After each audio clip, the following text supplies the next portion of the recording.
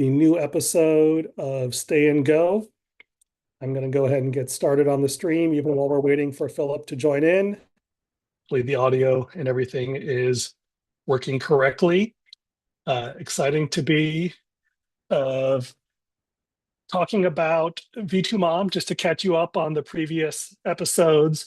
We are working through the V2MOM model, which stands for vision, values, methods, obstacles, and metrics.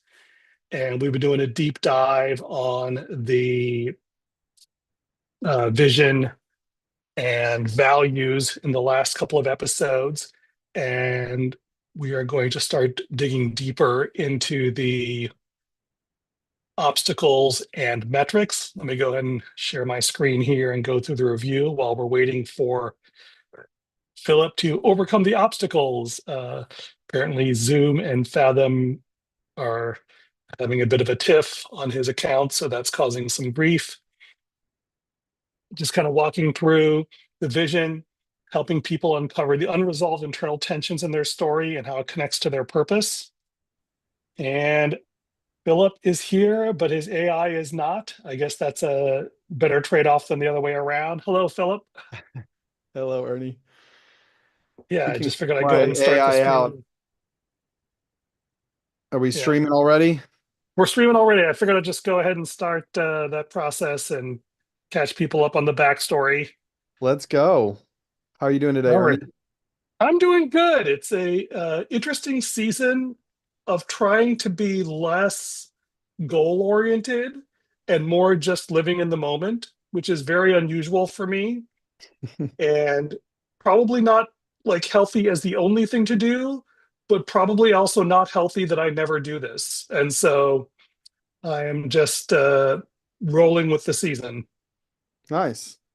Yeah, it's good. It's interesting to think about, like in the context of story, like the inciting event only makes sense if there's a baseline where the person is not obsessing over some quest or other, right?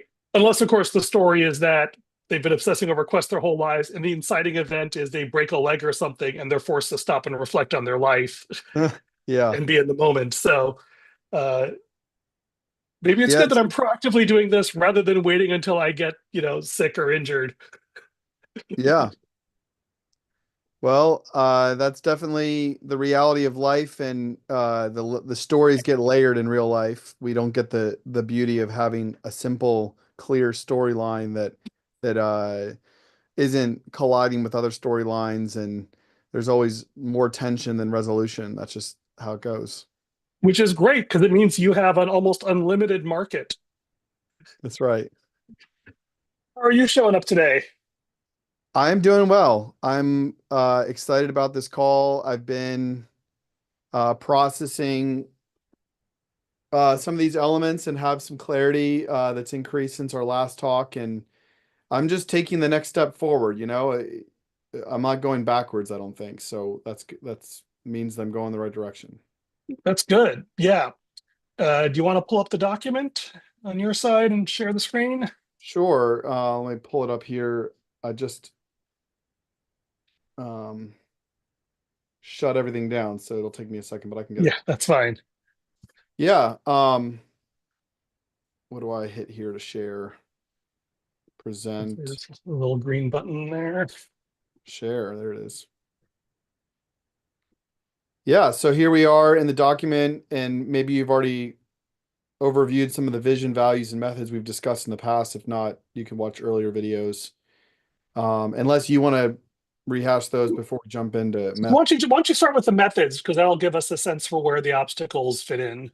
Yeah, so broad overview, this is Stay and Go, a business that is aiming to help people with tools to tell their own story that will bring clarity to their internal journey and lead them to a place where they can tell their story in a way that creates culture in their business, in their family, in their community.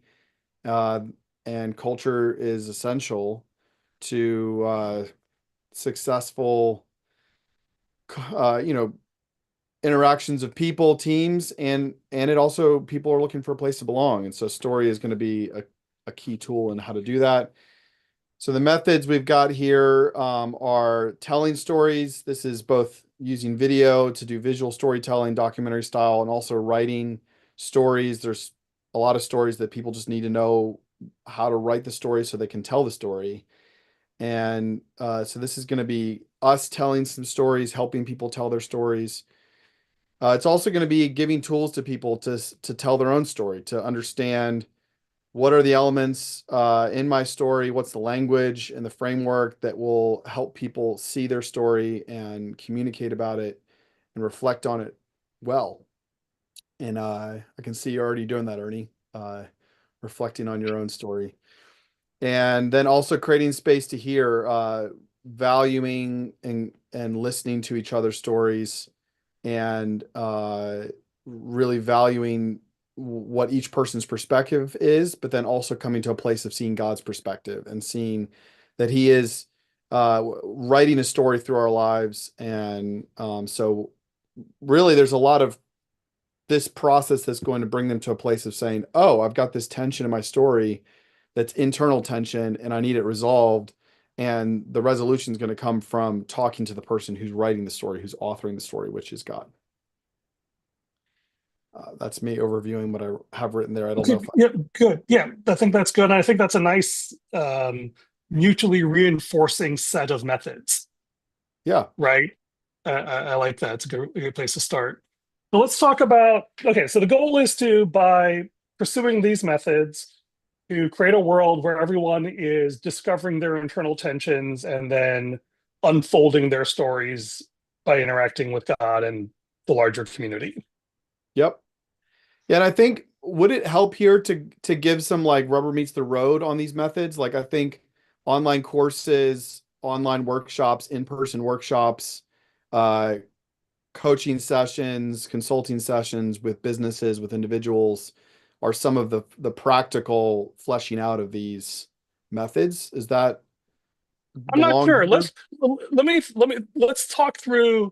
Let's just start naive. Okay. Okay, We're, like we're, you're we're going to do doing these three vision, methods, clean vision. right? So, like, well, the thing is that you're doing these three methods in order to accomplish this goal. What's likely to keep you from succeeding? And that's where we get into the obstacles. And then we can maybe drill down on how you design your methods to overcome those obstacles. Yeah, I guess the question here, to layer it, not assume anything. There's obstacles in the process itself, and there's obstacles to get people to the process.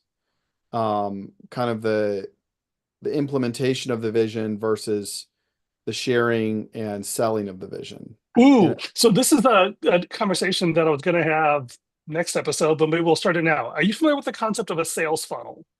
yes, Okay. Um, so, and let's think about this in terms of the top of the funnel is presumably the people seeing stories that you've posted. yeah, Okay.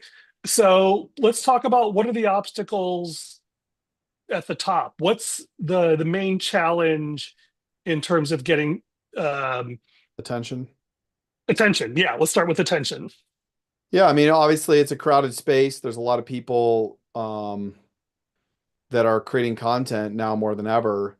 I would still argue that we are in the golden age of content creation where there's still more eyeballs than valid, engaging content for them. So, I think getting attention is going to be my view of it as a YouTuber and a marketer in my background is, do we have a narrow enough audience and do we understand that audience well enough to capture their attention?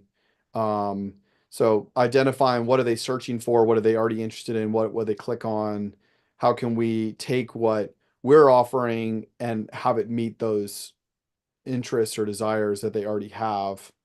Um, I think that's maybe even fits into your idea that you texted me about this past week, Ernie, of, creating the common ground space of let's talk about movies that you love. And so maybe you wouldn't pay any attention to me, but maybe you'd pay attention to me talking about Frozen. since we already talked about Frozen, this common Yeah, ground of I love this movie or I care about movies and culture, and this guy's talking about them in a way that is intriguing to me, could be a starting point to get that attention. Yeah. yeah, yeah. But I think the idea of picking a niche and owning it, right? Um, that's even a better term, you know.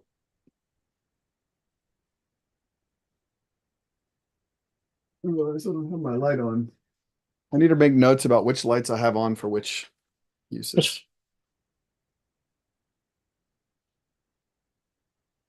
Yeah, so I think, the funnel reality, there's all kinds of conversion in a funnel from a impression down to a sale. And so I think for me, an initial thing that we're kind of working through right now is, what is the design of that funnel and what are the steps in it? And then once you implement it, then you can start to evaluate where is the conversion weakest and how do we get people through Yeah. the funnel. So let's Um, assume that, yeah. But anyway, I think this is a fruitful direction. So let's assume that we figure out a way to get attention. What's the next step? Yeah, I think converting that attention from, a view or an impression to, I guess from an impression to a view, if we look on YouTube, clicking on the video and then watching the video all the way through is the first obstacle. And then from there, some sort of conversion into a follower, whether that's a subscribe on YouTube, which matters less today. I think ultimately the goal would be to get their contact information off of YouTube. And so, whatever social platform it is, we're going to end up with 5% of them that end up saying, I want to sign up for your email list. So maybe some offer of a free PDF download or a short course or something like that in exchange for an email address that gets them into an email funnel, um, is kind of a classic take on it, that enables me to then build up a repertoire and have their attention not at the behest of YouTube, but the ability to send someone an email or something like that. Right. And what's the, I don't know if this is trivial or profound. What is um the thing that they, I guess the word is enrollment, right? Is that they're sort of signing up for something, Yeah. right? And what exactly are they signing up for? Yeah, this is a great question. You're asking about the end of the funnel, or are you asking about like No, maybe no, it's the very top. Like people are watching it, they're entertained, maybe infotained or whatever. But then I think the break point is they're anonymous essentially on YouTube, and then you want to make them into someone that they make themselves vulnerable by giving a piece of themselves to you, like an email, yeah. right? And why are they doing that? Yeah, I mean, I don't have a decided answer here, but the idea that I'm playing with is kind of a paywall community, where they're getting access from a public YouTube into something like what Patreon operates in. And it may be that there's a free version of this that you can get into just by creating an account or getting access. And then there's a paid version of this that's, the course or the second course or something further down into it. I think how we design this is crucial, and I don't know if I'm wanting to play an active role where you can go from watching me publicly to now interacting with me on like a weekly call, or if it's more now you get access to some freemium content and a message board or something like simple like that I'm not playing an active role in. I think there's a version of this that we build it and people can go through the whole process without me doing anything, and I'm not having to own any of the process. Um, that's probably the right approach. And then the opportunity is for them to either sign up for a cohort on a course that I do engage or that a coach eventually engages, and then maybe past that they can pay for me to consult them on their story. And so there's a version of it where they get access to me for free or where they get access to me as a part of a cohort. There's a version of it where they get access to me by paying, hourly for my time. I think the vision in the long run is to build a business that doesn't depend on my personality. So training a team of coaches that can essentially do what I would do. So there's no benefit in time with me over time with them. That being said, that's obviously not where you start, but Yeah, and who knows what the role may be? It could be you just have your team of AI agents filling in, and then not AI. uh, But we'll yeah. see, right? I mean, you could it, there is a world. It may not exist. It may never exist where um, the free stuff is low enough marginal cost that people get, frankly, better coaching from like are you familiar with Khan Academy? No. Ah, it's worth looking at because they started out with math because math was easy to grade. And then they realized with AI, they were one of the first early adopters that they could give people real time, actionable um, coaching on writing and English in a way that they could previously only do with math. And frankly, it's an order of magnitude better than having a human because it's literally watching everything as you type and giving you instantaneous feedback rather than you have to write it up and you turn it back in and then you get it back, in 3 days where you've forgotten everything about it and lost all your motivation. Yeah, it's the And so complexity of the task is the question. Can AI correct English? Yes. Can AI correct storytelling? I think there is an answer that is yes. I'm actually currently coaching someone on storytelling, story writing, and we are actively using AI as a part of the process, just not the whole process. right. And what's interesting is that you want to decouple the mechanical parts from um, the emotional, the empathic parts, let's Yeah. call it, right? And there's a mechanical piece that you want people to, and then you want them to.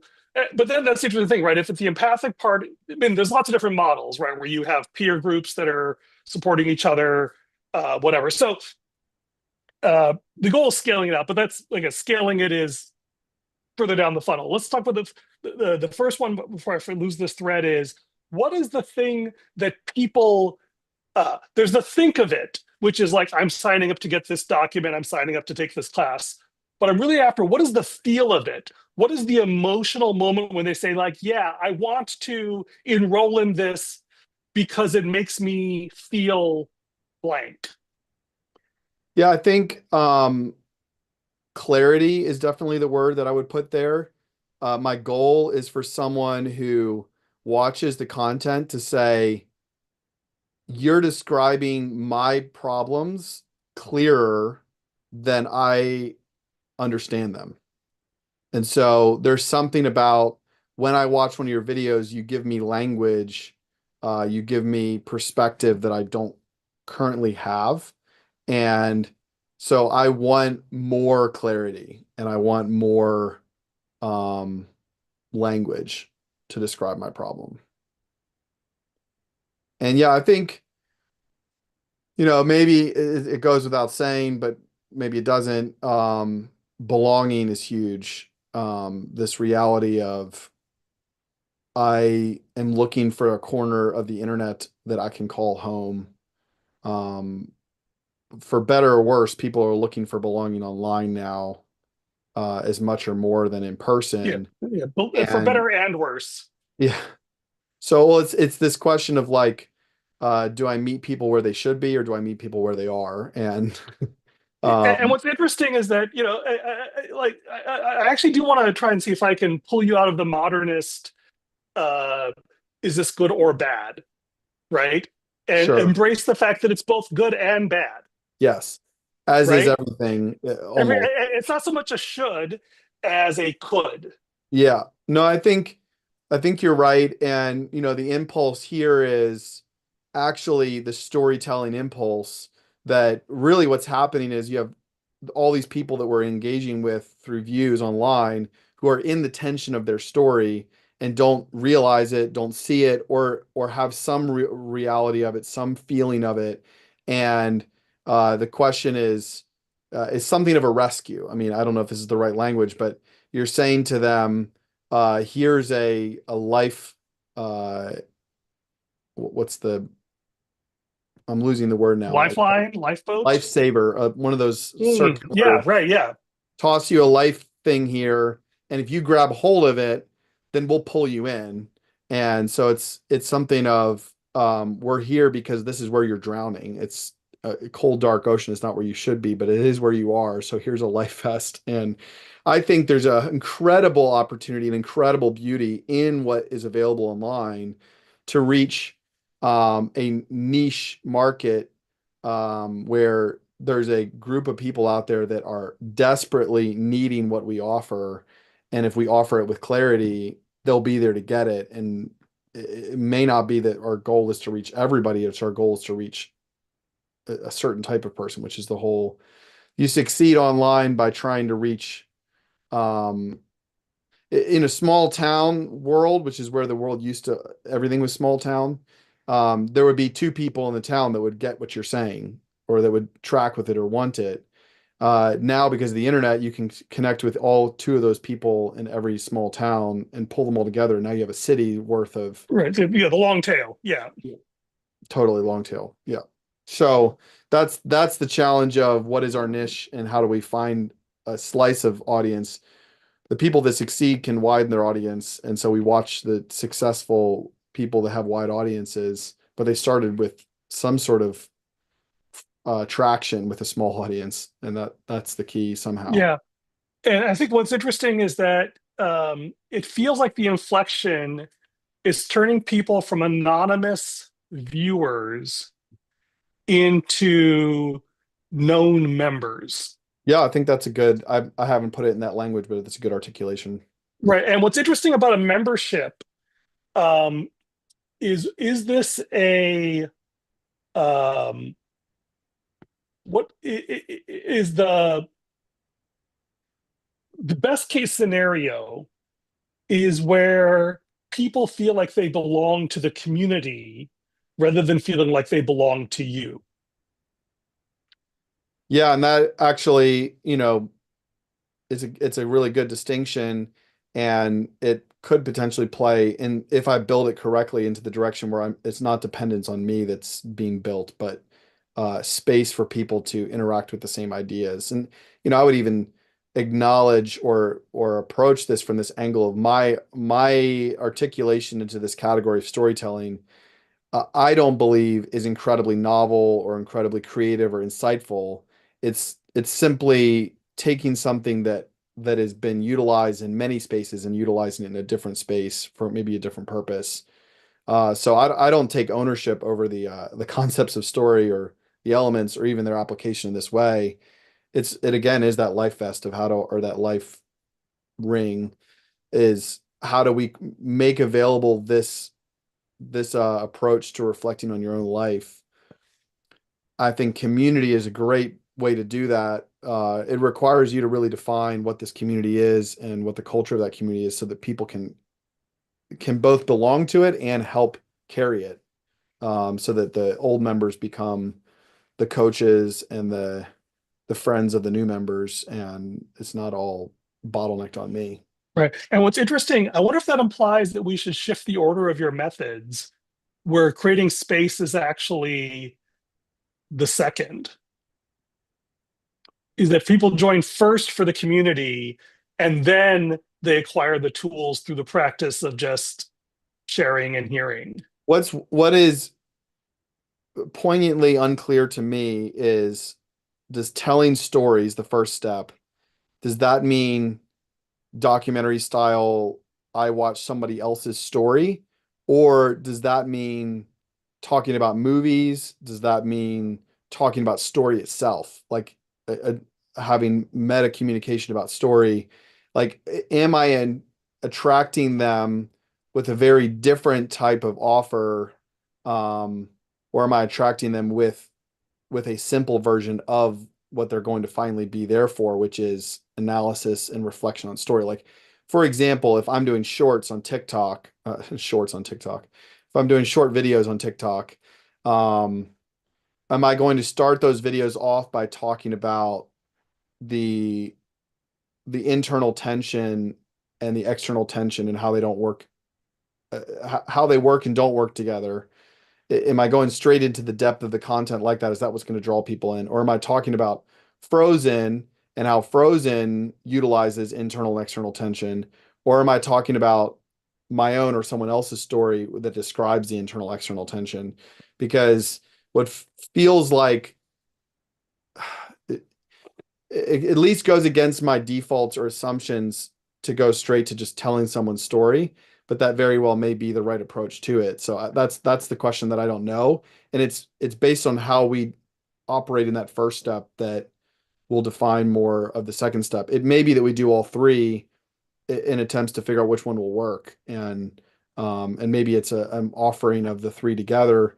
I'm aware of a three basket approach where you create certain content to gain attention, certain content to get engagement, and certain content to convert people from a viewer to a member. So, maybe it's some of all three. I don't know. Yeah, let me just take a moment and reflect on that.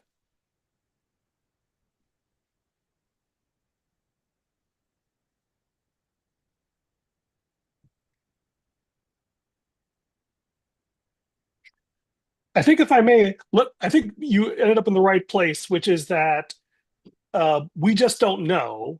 And that is a tactical question that can only be resolved through empirical experiments. Yeah. And but I would argue that in fact it's the other way around. It's that not that we have to figure out the first piece because that'll tell us the second. Yeah. The whole point of Figure out doing a the end. strategy, figure out the end, and then we work backward into the beginning. Fair Um, enough.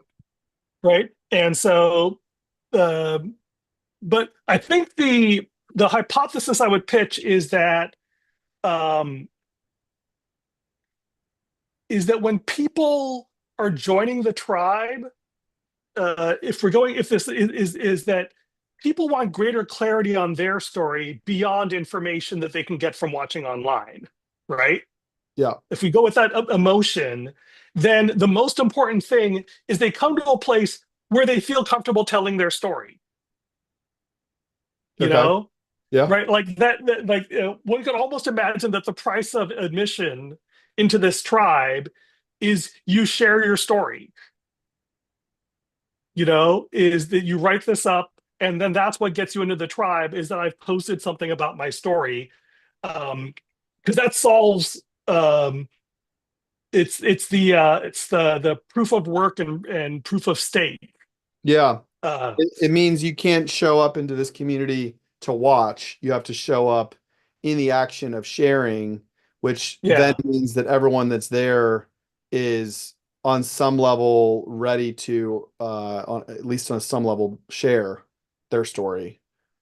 Right, and we understand the point of this is to learn how to tell our story better, and get better at telling stories. And I think the this word known is actually doing double duty, because I originally meant this as like, who they are, so you can sell to them and market to them or whatever. Yeah, But it's actually like, no, this is a place where I can be known, interesting. right? That is the motivation, is to be Yeah, known. this is good. And the other thing that's helpful about this is about putting the order where you create space to hear before you give tools. Is there's this question. We've been telling stories in a local community gathering here. We have people in our home on Friday nights to eat pizza together, and we were attempting to tell stories in that group. And I bounced up against this problem that I was working hard to deliver a story to the group, and there was not as much readiness or engagement for people to respond with their own stories because I was putting emphasis on how to tell a story, and I was putting greater effort into how do I tell my own story really effectively and utilize all these tools. And that was overwhelming. That actually caused people to shut down because the complexity of trying to tell a good story is is overwhelming. And it's now like, okay, well, just opening my mouth at all is a challenge. Now you're telling me I need to impress people with what I say. Um, and we switched it up recently where instead of saying let's tell well-formed stories, let's just tell stories. And so we created um, just put a topic out there. Let's tell stories about storms. And every single person in the group, including all the kids, all told stories about storms, and they ranged Ooh, from good to bad stories. but it was a realization for me in this process of how do I help form a community around telling story, that you don't start with how do you tell a good story, and you instead start with can you tell any story? Can you even make an attempt at telling a story? Right. And that's where it makes sense to have a safe private space. Right. So it's not like you have this artificial paywall. It's like, well, no, the whole value of this community is that it is a private space where you're not going to be judged by anonymous internet trolls. Yeah. And you're And this, and there's an expression that's happening mhm. because you're when you open your mouth and speak, you're now showing that you value expression. Um, and that might actually be removing some of the wrong audience at the front, because there are going to be people that get to one of the obstacles I had written in there was that there are going to be some people that don't actually want to go into a personal process. They don't actually want to wrestle through their own story. Um, like they don't value that element of it. And it's Mhm. interesting that putting that even before payment is I'm willing to share and I'm willing to go into a personal expression of my story. That means that when they do get later on down the road and the opportunity comes to pay for further work or further level of training or whatever, that you're not at that point realizing, oh, you didn't actually want to go into your personal process. I don't know. It may or may not Yeah. happen. And I love that this organic. I mean, if you can pull this off, like the more organic it is, it's like, oh, he's not just like holding back stuff in order to get money from me. He is, um, you know, creating a cure. It's Like the reason to join invitation. this, it's an invitation to join this club, um, because so you get to enjoy being part of this club, and that the limitation is intrinsic to the benefit. It's interesting. And This line of thinking, I like it. I don't know if I've fully arrived upon the conclusion that this is what I want to do. It appears as we're going into this that this may be the way to do what I want to do. But I guess I just want to make the note that I need to reflect on, is building an online community my goal? Um, is that really what I'm after? Or am I after something else, some other way to express this? let's back up, right? So the goal is not to build an online community. The online community is a means. 100%. Right. And the question is, so the real question is your goal to create a safe space for people to practice telling their story to each other? That's I the don't know. question. I don't know. Yeah. Yeah. That's yeah, that's its hypothesis. Well, let's set I it from I now. think I do want, let me just work this out because there may be some stuff in here that I can't, if I want to accomplish this goal, then the broad goal of helping people tell their story, helping people have tools to tell their story, that broadly what I'm after, I'm aware as a person that the only way to do that is through community, is through sharing and having space. So the question is, am I offering that or am I suggesting that? And because there is a way where you could say to somebody, go build this yourself. And I've strategized in the past that there could be a start online community that has a timetable on it that's cohort like, that leads to a blended version where now the goal is to not depend on your online cohort, but to actually build an in-person cohort um, that blends into an eventual reality that you have an in-person and an online cohort that you're operating with.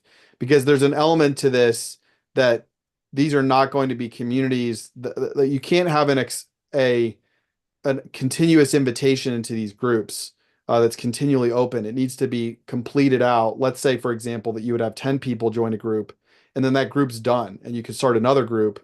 Um, but there may be some space where everyone in all of those groups could join together, but there needs to be a space where you're able to hang out with your 9 people, because if you're sharing something personal and getting to a place where you're known, for that to happen, and then have someone new join next week and then someone new join the week after that, it becomes problematic to the whole being known on practical and on interpersonal levels.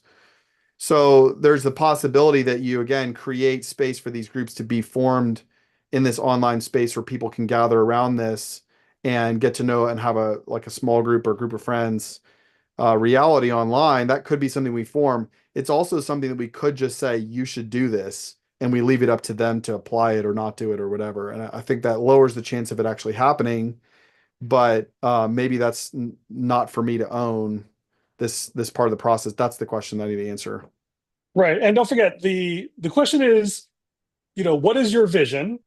And whether you want to own it is in some case secondary to whether Yeah, you yeah, need to own it, right? true. But it's interesting when you talk about the idea of a cohort, like one, that's the like what is it, in the future, the main thing people will pay for is privacy. Um, right? The idea and of um, you know, that like one model is where just shifting into converting the free enrollees into paid clients or customers, I guess really is really the fair word, is thinking about what are the scarce resources that make sense to pay for. So rather than just having an arbitrary, so one is obviously your time will be very valuable. So things that require you spending time, especially if it's one-on-one or a small group where there's direct interaction. Um, Another thing which I think shocked a lot of us was how much people pay for status online. Like the amount of money my son spent on Fortnite skins when he was a tween, right? Is the status. It's like that's ridiculous. Then you realize how much money we spend on cars and houses and clothing in the real world. Well, of course we spend money on these things. Why wouldn't we do this online, right?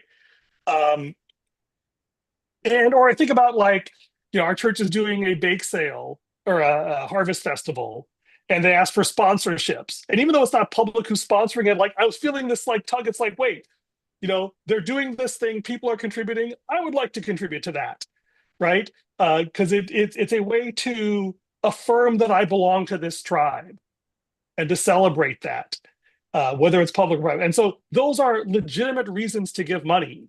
Is once you feel part of a tribe, you want to do something Yeah, to serve or to give. And then the other thing, of course, is for a cohort. If you want people to be a cohort, saying okay, I want to go on this journey. I actually like the fact that everyone in this cohort paid to be part of it yeah, because it means that they're likely to show up and contribute. yeah, And so those sorts of things are very natural and organic ways where people have a legitimate reason to want to do it. Um, yeah. and so those are and I think that's the interesting thing is you want to, um, it's a natural funnel where people are organically pushing themselves. And then I guess maybe the fourth level is, uh, converting customers into evangelists, Yeah.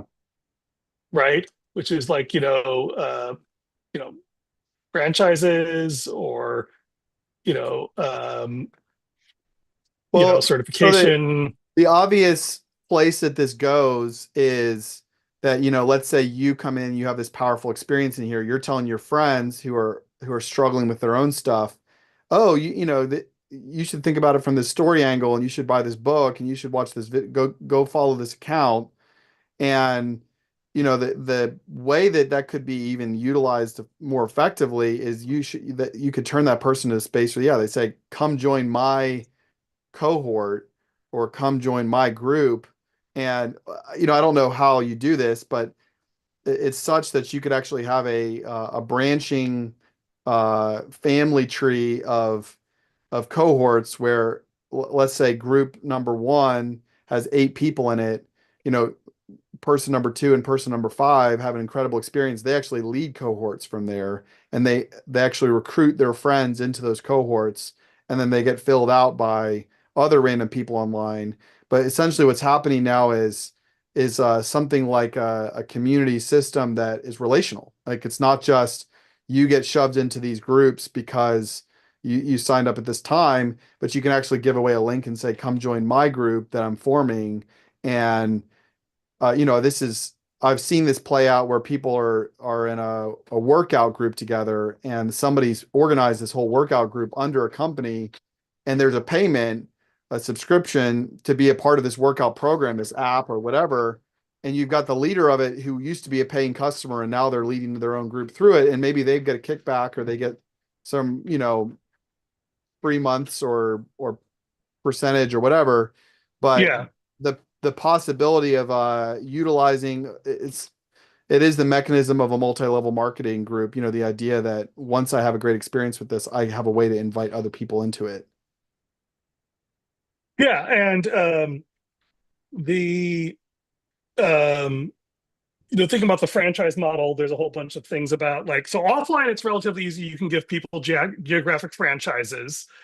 And then online, I think the main thing I think is um, having a sufficiently high barrier to entry that each group has a unique value. Like the idea is that people have to, if they're hosting a group, the idea is that um, there's some uh, process they go through. The reason multi-level marketing tends to go wrong is actually the economic one, which is that if you don't have a geographical franchise, you end up uh, uh, uh, uh, losing any sort of scarcity. And the idea that um, you need real or artificial scarcity to generate value. Um, I mean, and so, one of the possible ways to create scarcity. Are we on a bunny trail? I don't know. You're leading the ship here, but I mean, I think scarcity can be brought out by saying we've got so many groups that launch it so often, and you can join the waiting list for the next one.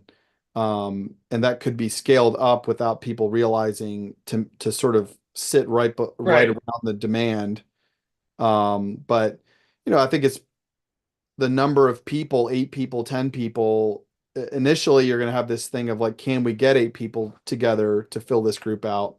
But then it'll be eventually in this place where it's saying we're launching another group next month on this date, and you can engage with the free content or you can engage in the general space, but you need to get into a cohort. And so there's only so many spots, and it only starts once a month. And so, Yeah, that no, have you heard the term perfect scarcity in I the haven't. context of Kickstarter? So the idea is that when you're building a physical good, you have the problem where if you say, okay, well, you have 100 items of this, and then it's sold out and you're done, right? Or you make a million, you have a bunch left over. In Kickstarter, you can say, okay, if you place your order by January 1st, you will get one of these, and everyone who signs up by that time gets one, and everyone who misses that deadline Yeah. doesn't. Yeah. Yeah. Um, So so there's that's something there. we could create a Yeah, thing where you sign up now for next month's cohort, and then essentially at the end of that month, we've fit whoever's in there into cohorts, and then you got to wait until the next month to sign up for the next month's one. And yeah, yeah. Um, and so let's wrap up on the last of the other points that you made here before I started butchering your document. So I think the idea, I think people value hearing a good story. I don't think that's a risk, right? I think what you're saying is that people don't value investing in telling their own story. Is that what you meant? yes, um, I think it's a reality that um, I value a plumber because I need my toilet to work. I value um, bread or butter because I'm hungry and I need to eat. Well, I value storytelling on Netflix because it entertains me. Yeah, and that's the easy one is like, do I value or easy and hard? I mean, they spend millions of dollars to figure out, oh, people don't actually want to watch this story. But no, it's the flip side. Do people value telling their own story? Are they willing to go into that space? Like, for example, if I sat down and talked storytelling with a friend or a family member, I feel inside of me, maybe this is not real, this reality. There are some people out there that are like, Phil, you're a storyteller, or you're leaning into this, or you think this is cool, and I'm willing to listen to you talk about it, but I'm not a storyteller, or I'm not, a videographer, or I'm not going down that journey. And so to be able to communicate around story or movie or telling a story, to make that jump from I'm watching this, I like it, I'm consuming it, to I want to tell my own, or I find the value in it. It's the same jump of like, should I sign up to go to a counselor? Maybe there's different barriers with that one of like the stigma around it, but there's still this reality of like, I'm going to work on me. I'm going to dive into what's going on inside my heart, which is a vulnerable place, not just because you're doing it with another person, but for your own self. Like, there's actually a bunch of things. I think, was it you that said, that we believe what we feel we're capable of believing. Like, we're not capable of going into the possibilities that scare us, even though they may solve our problems, because we're scared to let go of where we currently are, and we need to be able to believe what we currently believe to exist, or to be at peace, or have some sense of peace.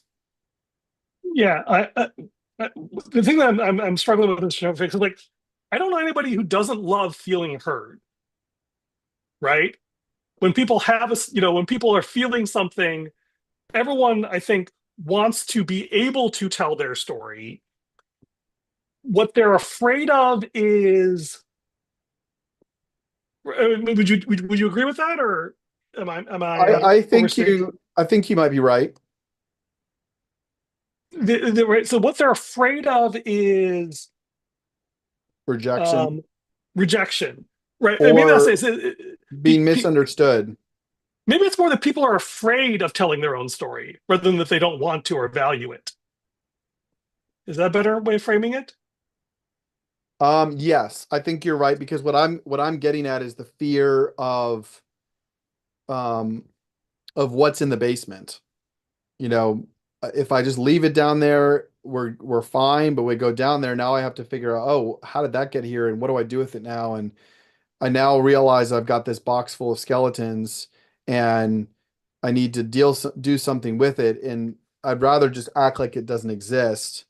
And that sort of preserves my ability to sit where I am and at least enjoy my life. Like, it's this question of, am I willing to make my life worse so that it could be better? Um, am I willing to face, and I think that is a fear. So I think you're right. I think it's not that people are not wanting to tell their story. And I would even imagine probably the easiest thing to succeed in is to get someone else to talk if you start asking questions about them. I mean, this is pretty much universal. If I were to go to a party and just start asking you questions about your life, you probably wouldn't say, I don't want to share. Um, I mean, obviously, I'm not going to ask super personal questions.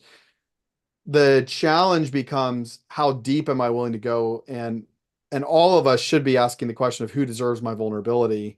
And so there may be some element of a fear of vulnerability, a fear of being known, a fear of of even knowing yourself. But I think it is fear. Yeah. Um, and this idea of, and this again, this is what drives your stage one, is it really has to be what gives them hope. People have to see that like, oh yeah, this person, you or people that you interview or people that you talk about in movies, like, yeah, that person that I identify with, dove into their story reluctantly or not, and they came out the other end. What was it? Someone said a character-driven story as opposed to a mystery or a, a quest or whatever is about changing your relationship to your community. And I never thought of it that way. I think that was Orson Scott Card who defined it that way. I'm sure it's probably precedes him. But the idea is that really what we're seeking is to redefine our relationship to our most important relationships, right? How we relate to either ourselves, our family, our Yeah, I work think environment, or whatever. there's definitely a truth to that, where I think many of us are trying to prove to our spouses, to our children, to our parents, to our friends, that we matter.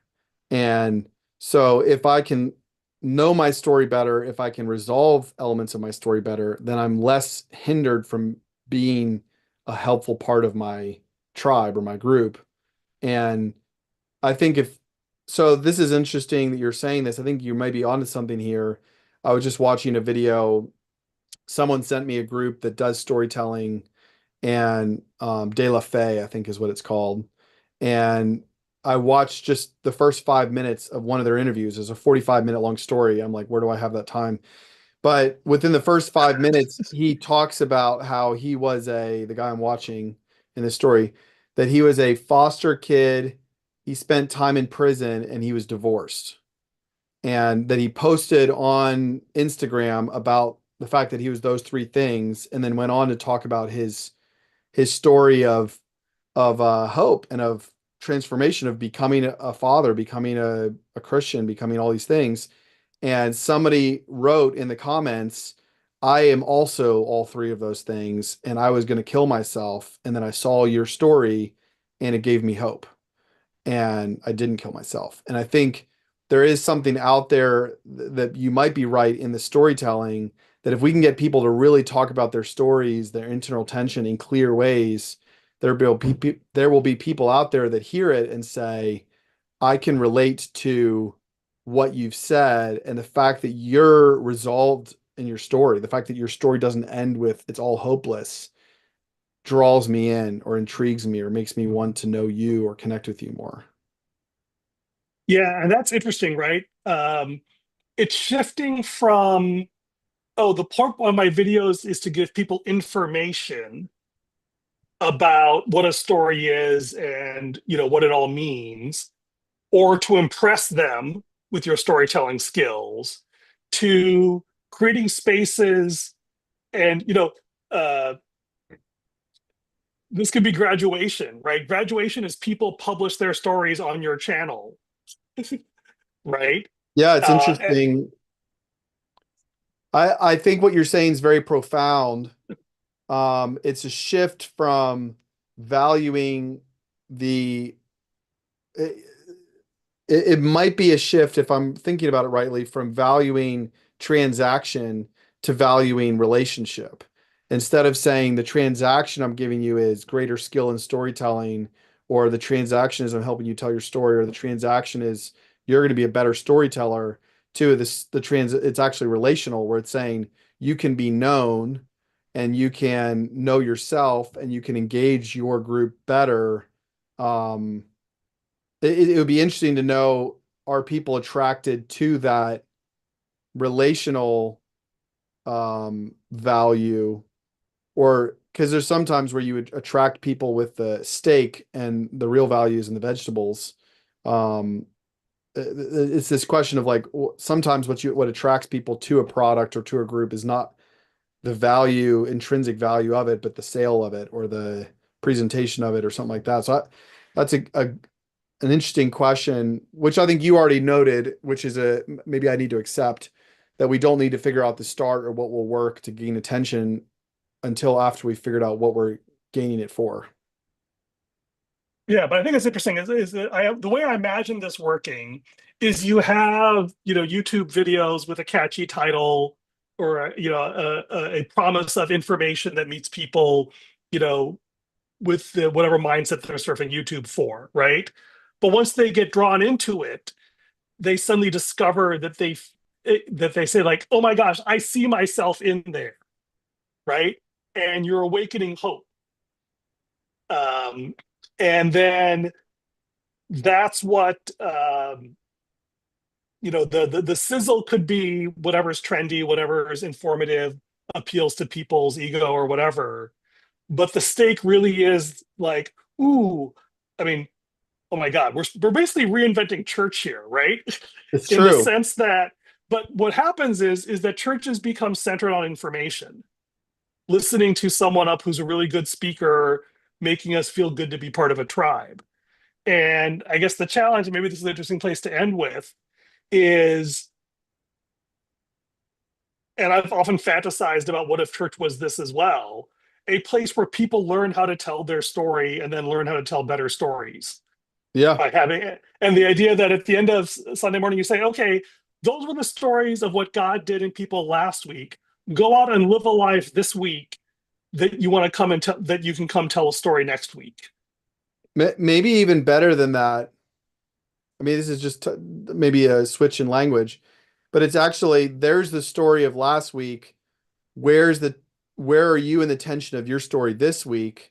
And lean into the tension, and because it's this reality, right, that the tension in your story when it's not a story, when you're not in the context of saying let's make this a story, then the tension it should just be escaped or it should just be ignored or you should try and solve it through success or through some other external resolution.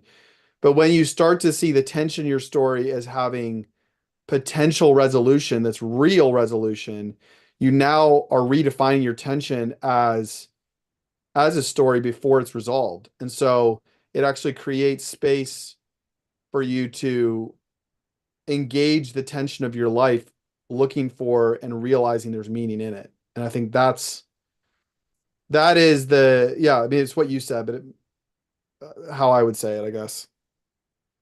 Yeah. Anyway, I think This is helpful. yeah. Anyway, just dotting some notes, not also necessarily correct or Let me whatever, but I think yeah, let me ponder and pray on some of these bigger questions. I think really identifying this is a shift from how do I teach storytelling to how do I create space for people to value each other and the interchange or the communication in it being meaningful around the how they love each other is story or telling and listening to story. That's a different mechanism than we're a school that teaches you storytelling and you figure out where you want to go tell it. I need to know, I need to figure out which of those is the goal of Stay and Go. yeah. And what's interesting is the what was the Clay Christensen quote? A question is a place in your mind that can hold an answer, right? Uh, the best way to get somebody to pay attention to instruction is for them to try and fail, and right Yeah. as because and the like Well, there's a best case in best case scenario is that the free tribe or whatever gives people lots of opportunities to try and fail, and then they pay for you know workshops and coaching to get better, right? After they're hungry, after they're desperate, after they've seen how other people have succeeded after failing. this is really stretching me because I default so strongly to what people value is hard knowledge or skills or and really what's being played out here is that what people value is connection and being known and knowing. And so that's a really crazy idea to put all the emphasis there and really bring in the skill to tell your story better once they're already hungry and already have tried. I can't Yeah. even previous to this call, I Yeah, was thinking that was what was going to attract them in the first place, but but the point is that it's not that it doesn't, is that you have to generate the demand.